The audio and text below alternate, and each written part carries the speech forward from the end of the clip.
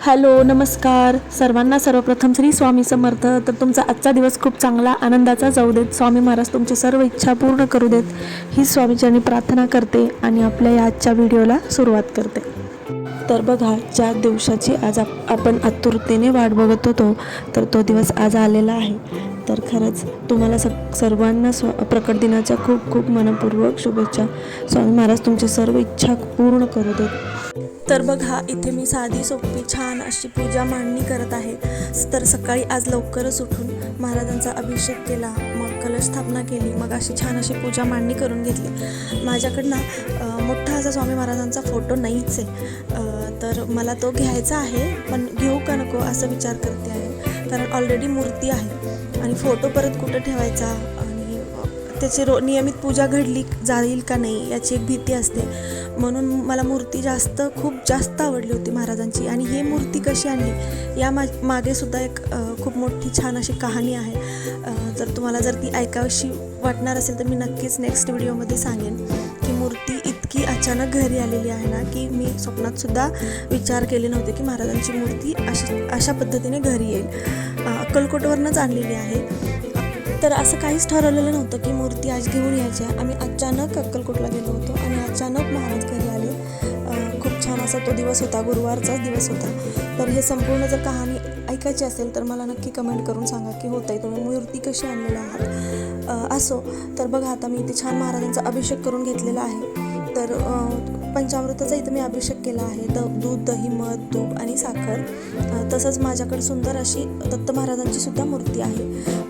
तर ही मूर्ती मला माहेरच्या म्हणजे देवाऱ्यातली, आपण जेव्हा लग्न होतं ना तेव्हा ते देव उचलायची पद्धत आहे ना, तर तेव्हा ती देव उचललं तेव्हा ती मूर्ती मला यांनी हात लावलेली मूर्ती आहे. ती म्हणजे माझ्या मिस्टरांनी उचललेली. तर ती दत्त महाराजांचीच मूर्ती होती. तेव्हापासून ती मूर्ती आमच्या घरात आलेली आहे. सुरुवातीला माझ्यासोबतच दत्त महाराज आले, त्यानंतर मी स्वामी महाराजांची मूर्ती 10 वर्षानंतर घेतली. कशी घेतली, मी स्वामी महाराजांच्या सेवेत कसे आले, मी का म्हणजे सेवा करत आहे, इतका विश्वास का आहे, हे जर सगळं जाणून घ्यायचं असेल तर मला नक्कीच एक कमेंट करा की ताई तुम्ही सेवेमध्ये कसं आला आहे. तर नक्कीच सांगेन नेक्स्ट व्हिडिओमध्ये. खूप छान छान असे अनुभव आहेत महाराजांचे, तुमच्यासोबत शेअर करायला मलासुद्धा आवडतील. तर असो, अभिषेक करून घेतला. त्यानंतर मी चंदनाचा लेप महाराजांना छान घासून पुसून स्वच्छ अंघोळ घातली. छान स्वच्छ कापडाने नंतर पुसून घेतलं. इथे मी तारक मंत्र सतत म्हणत होते म्हणजे स्वामी महाराजांना अभिषेक करत असताना. कारण मूर्ती समोर बघितली ना तर आधी तारक मंत्रच येतं तोंडात.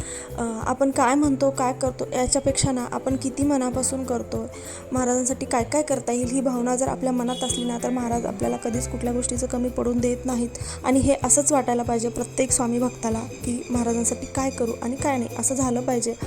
तर एकही दिवस असा गेला नाही पाहिजे की मी महाराजांची सेवा केली नाही. कुठेही असो, प्रत्येकाच्या बाबतीत असंच व्हायला पाहिजे, तरच आपण स्वामीमय झालो असं समजायचं. तर इथे बघू शकता, मी आधी कलश स्थापना केली, मग गणपती स्थापना केली, दीप प्रज्वलित तर आधीच करून घेतले. त्यानंतर महाराजांच्या मूर्तीनं अभिषेक केला, मग सगळी पूजा मांडणी केली. त्यानंतर ड्रायफ्रूट्स ठेवून घेतले महाराजांच्या समोर. नंतर मी नैवेद्य दाखवणार होते, आधी मी वाचन करून घेतले. सगळी पुस्तक वाचून झाल्यावर नंतर मग नैवेद्य दाखवून, जरा उशीरच झाला होता मला कारण वाचनाला पण भरपूर वेळ लागला आणि पूजेलासुद्धा. तर बघा, स्वामीच्या चरणी अर्पण केलेले प्रत्येक क्षण आणि प्रत्येक भाव ही खूप मोठी आपली ताकद आहे. त्यामुळे कुठला क्षण वाया न घालवता आपण ही सेवा केली पाहिजे. तर बघा, आपण नेहमी अशी जाणीव ठेवली पाहिजे की आपल्याला हे जे पृथ्वी तलावर लाभलेले मानवी शरीर अमर नाही आहे, त्यालाही काळाची मर्यादा आहे. एक दिवस हे शरीर जीर्ण होऊन पुन्हा मातीत विलीन होणारच आहे.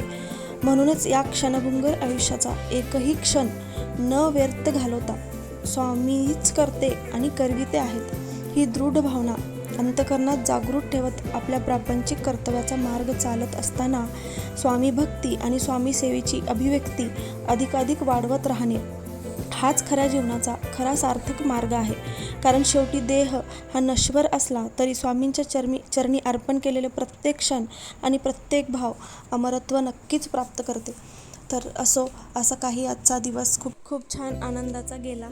तर आज अक्कलकोटला जायची खूपच जास्त इच्छा होती, कारण मागच्या वर्षी आम्ही अक्कलकोटला प्रकट दिनाच्या दिवशी गेलो होतो संध्याकाळी. आम्ही डायरेक्ट गाणगापूरला गेलो, तिथले दर्शन घेतले, तिथून आम्ही अक्कलकोटला आलो होतो रिटर्न. अक्कलकोटचे दर्शन घेऊन आम्ही सोलापुरात 11-11:30 वाजता पोहोचलो होतो, कारण आम्हाला सोलापूर जवळ पडतं, 30-40 किलोमीटरवर अक्कलकोटचं दर्शन होतं. तर असा आमचा काही बेत होता आजचा जायचासुद्धा, पण योगायोगानं ते आज घडलं नाही. बघू नेक्स्ट गुरुवारी किंवा मग पुण्यदिन लवकरच महाराजांचा पुण्यदिन येणार आहे 15 एप्रिलला. तर त्या बाबतीतसुद्धा मी सेवा कशी करायची मी नक्कीच व्हिडिओ घेऊन येणार आहे. तर तुम्हाला त्या व्हिडिओत काय काय ऐकायला आवडेल ते नक्की मला कमेंट करून सांगा. हा जर माझा व्हिडिओ आवडला असेल तर खरंच चॅनलला एक लाईक नक्कीच करा. छान अशी महाराजांची सेवा करून घेतली सगळ्यांनीच, तुम्हीसुद्धा नक्कीच छान प्रकारे सगळेजण केला असाल अशी आशा करते. आणि आजच्या या व्हिडिओला पूर्णविराम देते. झाली पूजा, अख्खा दिवस खूप सुंदर गेला महाराजांच्या सेवेमध्ये. तर याच दिवशी विशेष म्हणजे आज माझा वाढदिवस होता, त्यामुळे तर खूप छान वाटत होतं की महाराजांच्या सेवेत माझा दिवस खूप छान असा गेला. तर नेक्स्टला मी कधी जाईन तेव्हा तुम्हाला नक्कीच अक्कलकोटचे दर्शन घडवेन. तर हा व्हिडिओ आवडला असेल तर एक लाईक नक्की करा, चॅनलला सबस्क्राईब करा. श्री स्वामी समर्थ. जय जय स्वामी समर्थ. धन्यवाद.